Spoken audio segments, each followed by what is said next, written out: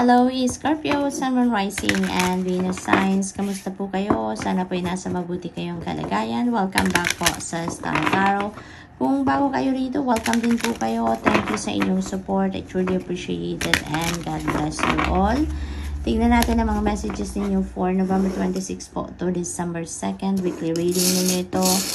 Unahin natin ang mga trinkets. Paunang mensahe ninyo sa trinket is Zebra. Ayan. So, napakaganda ni Zebra because this is about determination. So, kung ano man ang gagawin ninyo, ano man ang plano ninyo sa ngayon, no? Ngayong week, you know, you're going to be very determined to do so. You're going to be very determined na simulan or gawin or pagtagumpayan yung ganon, ano? So, what else? We have Barrel. Ayan, napakaganda rin ito. This is transformation, no?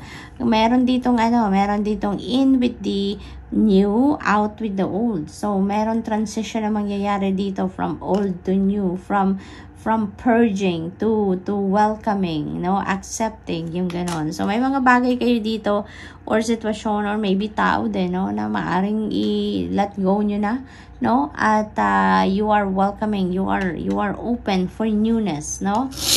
For new things, new people, mga ganon. So, yeah, transformation. Ayan, nandito si baby boy.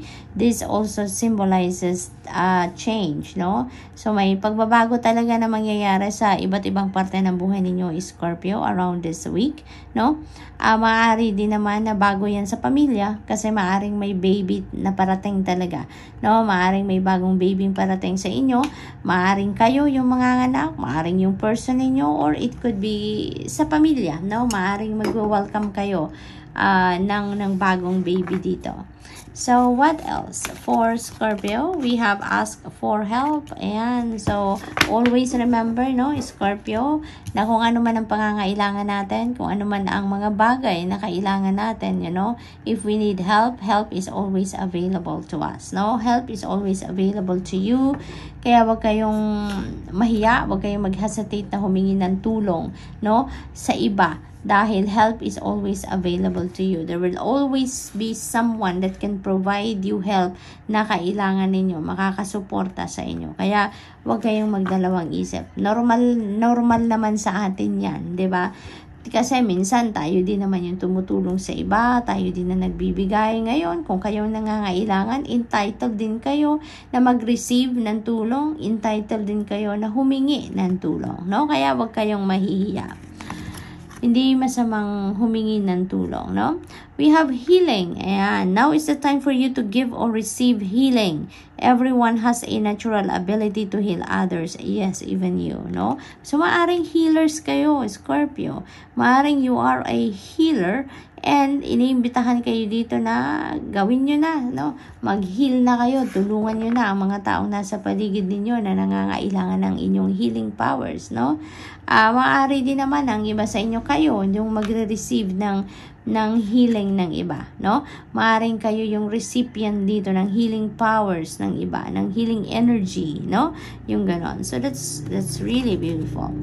New beginnings. Ayan. So, new beginning energy, and this is new beginning. So, definitely, no, yung may baby din dito, oh. So, talaga, siguro, mayroong new baby, brand new baby na parating sa iba sa inyo dito is Scorpio. Maybe talaga you are welcoming a brand new baby, no? Maaring baby boy, no? Kasi si baby boy nandyan, ito mukhang baby boy din. So, maybe baby boy. It could also be a baby girl naman kasi ano naman ito, hindi naman ito gender specific message kasi general reading naman tayo, no? So, it could be a baby boy or a baby girl na i-welcome ng iba sa inyo dito. So, definitely there is a newness na parating sa buhay ninyo, no? Dahil sa mga pagbabagong ito, may aalis, may dadating, no? May bago, may lumang aalis, may bagong parating. So, yun. So, it could be in any area of life. That could be also a new idea. That could be a new job, no? New opportunity. Depende sa inyong sitwasyon, but definitely, merong bagong parating. Merong bagong mangyayari sa buhay ninyo. So, what else for Scorpio? We have full moon in Virgo. Ayan. So, full moon also resonates with endings, no? So talaga merong magtatapos, 'di ba? Kasi may mag-i-end. Ayan, so may mga tatapusin na kayong chapter ng buhay ninyo dito, no? In with the new kayo and out with the old. So mayroon na kayong isasarang pinto dito sa ibang parte ng buhay ninyo. Kaya meron na din magbubukas, meron ng dadating na bago, no? So, ang ano sa inyo dito, ang advice sa inyo dito, Scorpio, is take inspired action, no? Yung parang act accordingly, yun ang napipick up ko dito. Depende sa inyong sitwasyon, act accordingly. Maaari din na may kalituhan ng iba sa inyo, maaring hindi rin ninyo sigurado kung ano ang inyong gagawin. So, make sure that you listen to your intuition. No? In cases like that, yung pakikinig sa inyong intuition is one thing then na napakalaki ng tulong sa atin, na yun din na makakatulong sa iyo, no, Scorpio, nang sa gayon ma-figure out ninyo kung ano ang tama ninyong gawin, because your intuition, no, is always will always lead you to the right decision, to the right direction. Kaya sa mga panahon na hindi tayo sigurado sa mga gagawin natin, makinig tayo sa ating intuition. Sigurado, dadalhin tayo niyan sa tamang daan, ano? So, take inspired action now. First quarter moon in Sag, believe in your good luck. Ayan, believe in your good luck. May swerte kayo, 'di ba? Maswerte kayo, Scorpio. Lalong-lalo na napakalakas ng inyong radar, no? You have the most powerful psychic abilities among all signs, 'di ba? Yung Scorpio. Napakalakas ng inyong intuitive abilities, psychic abilities. Kaya may hatid din na swerte yan sa inyo, 'di ba? Kaya magtiwala kayo sa inyong mga kakayanan. Magtiwala kayo sa inyong mga gift, no? Magtiwala kayo sa inyong capabilities. All right? So what else? We have full moon in Aries. This is another ending energy, no? Full moon. Cool your emotions. Ayan, cool your emotions, Scorpio. Cool naman talaga kayo, Scorpio, 'di ba? You're a water sign, you're cool. Kaya ngayon siguro bihira kayong magalit, pero ngayon pag nagagalit kayo, parang talagang umaakyat lahat ng dugo ninyo sa ulo ninyo siguro, no? Kaya ang panawagan sa inyo dito, cool your emotions, okay? Kalmahin ninyo ang inyong sarili, take a deep breath, no? Mag-breathing exercises kayo.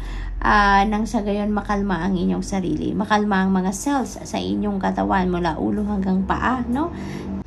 Hingang malalim, Scorpio, nang sa gayon makalma kayo. Alright? Hindi ninyo kailangan ngayon ang maging ang anger, ang hate, no, ang galit, no, hindi natin kailangan sa buhay natin yan, kasi mas mapapasama lang ang sitwasyon natin, mas mapapasama lang ang kung ano man ang mga iniisip natin, no?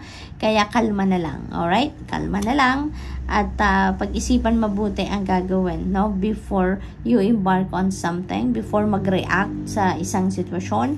Sikapin nating pag-isipan muna natin, magbuntong hininga at pag-isipan mabuti before kayo mag-take action. Okay?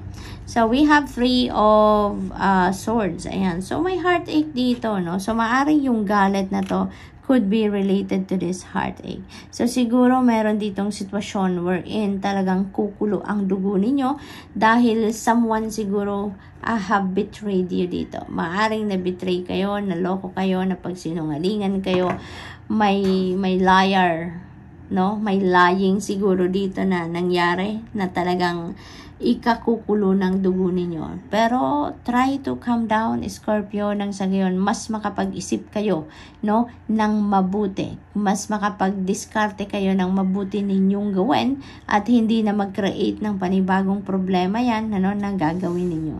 Kaya cool your emotions at pag-iisipan ninyong mabuti, no? Pag-isipan ninyo na mabuti what is going to be your next move, no? Na that is going to be in your favor, no? Yung hindi magke-create ng problema towards you, okay? Kasi maaring nasaktan na nga kayo dito, maaring napagsinungalingan na kayo, na find out na ninyo dito na niloko kayo somehow.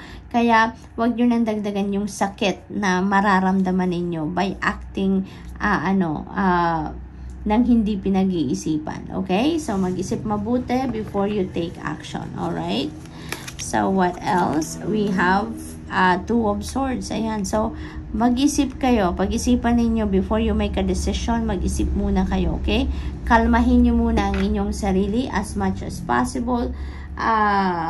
Palipasin nyo muna ang tensyon, palipasin nyo muna yung galit, pahupain nyo muna yung galit ninyo, no, before you make a decision. Kasi hindi magandang nagde-decision habang galit, no, or habang masayang-masaya, 'di ba? Ganun yun yung extremes na yun na nararamdaman natin, yung sobrang galit tayo at yung sobrang saya natin. Yun ang mga pagkakataon na hindi magandang gumawa ng desisyon dahil maaring pagsisihan natin yan in the end, no? So, kalma lang muna, no? Doon kayo magdesisyon when kalmado na kayo, no? Pag-isipan ninyong mabuti, take inspired action, no? Pag-isipan mabuti ang inyong magiging desisyon dito nang hindi kayo magsisi sa huli, okay? So, yun. Mag-ano muna kayo, stalemate muna kayo sa ngayon. Take a step back, no? Take a step back from what situation na kinabibilangan ninyo sa ngayon, no? Mag-step back muna kayo, take a breather muna kayo, magpahinga muna kayo, ipagpahinga nyo muna yung iyong isip at ang inyong damdamin, okay? At umano muna kayo, humugot muna kayo ng inspirasyon, no, sa inyong intuition, magdasal yung gano'n, at tulungan kayong mapabuti ang inyong pagdedesisyon, kung ano man ang kailangan ninyong pagdesisyonan dito, okay? So, what else we have? Ayan, alam mo, Scorpio, talaga. Look at that. Ten of Swords. Ang dami, no? Nasaktan kayo ng todo. Talaga, nasaktan kayo ng todo. Parang nangyari na to, pero hindi ito, hindi ito ngayon, no? Parang maaring few weeks ago ito nangyari, no? Yun ang nararamdaman ko nandito. Maybe few weeks ago ito nangyari. Recent, pero hindi yung ngayon, no? Very recent lang siguro ang nangyari dito. Nasaktan kayo dito, Scorpio. Talagang to your core. Malalim ang tusok ng pangyayaring ito. Malalim yung sama ng loob na idinulot sa inyo ng sitwasyon na to, no? So, there could be betrayal talaga dito. May mga pagsisinungaling, panloloko, mga ganon. Frustrated kayo dito masyado. Disappointed kayo masyado dito. Kaya nasaktan talaga kayo dito ng todo.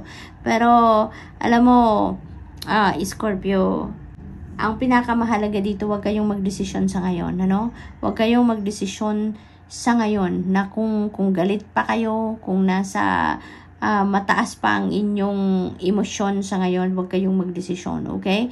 Palipasin nyo muna hanggat sa kumalma kayo, hanggang sa kumalma ang damdamin ninyo, no? At saka kayo mag-isip, at saka kayo magdesisyon, no? Nang sa gayon talagang makapagdesisyon kayo ng tama, no? Hindi kayo magsisisi sa inyong pagdedesisyonan, okay? Kaya step back a little from this situation. Ang mahalaga ngayon muna, magdasal kayo, no? Mag-meditate kayo. Nako, Scorpio, napakalaking tulong niya na mag-meditate kayo ng makalma ang buong senses ninyo at makapag-isip kayo ng maayos. Okay? Magdasal. I-offer ninyo yan sa Panginoon, sa inyong mga angels. Tulungan kayong kumalma ang inyong nararamdaman. Tulungan kayong makapag-desisyon ng tama. Okay?